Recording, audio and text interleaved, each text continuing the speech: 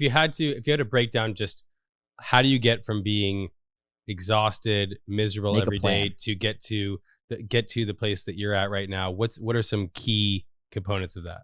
Okay, so the key component is number one, open a Google spreadsheet doc and write down like the 5 areas of your life that are your top goals. Like really being clear about what your like top goals in life is so important. And if you don't know what the things that you want are, find the people in the world that you admire the most, that you want your life to be like theirs, and be like, what is it about their lives that I love so much? And then decide, okay, I want that, I want that, I want that. And then write like your age, for example. So I'm like 25. I started doing this when I was like 14.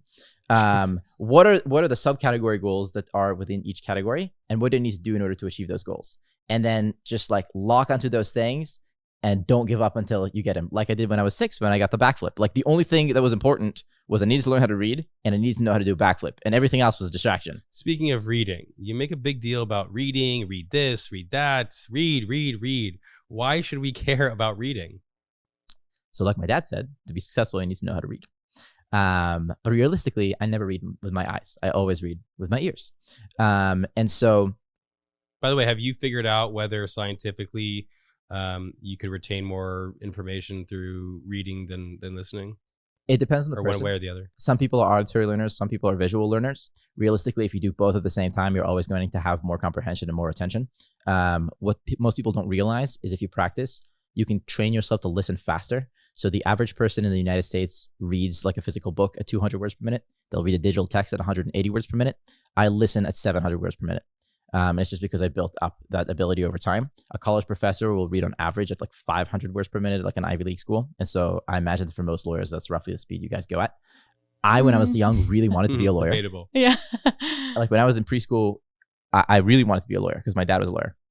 But he was like, no, you don't want to be a lawyer. Your dad's a smart guy. And especially when I realized that this whole reading thing is not my shtick, I was like, okay, you're right. I don't want to be a lawyer. But now actually realistically, I read a ton of contracts with Speechify, and it would not be a problem anymore because this thing helps me so much. But here's how I see it. Knowledge is like a tree. You have the trunk, which is like what you learn in like elementary school and from your parents, etc. And you have all these branches.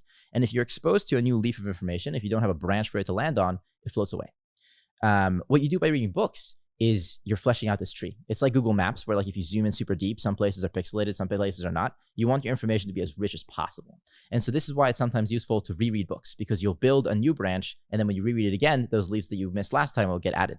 And you are building this mental model of the universe. And using this mental model of the universe, you make decisions. And those decisions are what maps up out your life and how your life ends up being. It's how you determine what your goals are, how you figure out the hacks in the system of how to get to your goals faster, etc. And it's what allows you to shape who you are. When I was graduating school, I wrote this like 30-page paper about my worldviews. And I realized that most of them, other than my parents, were impacted by the books that I'd read and my experience overcoming dyslexia. And like the books that I read, like that's who I am. You know how people say you are the average of your 5 best friends? Mm-hmm. So you're the average of your the last 5 books you read? Not even that. You're just like the average of the last like 100 books you read.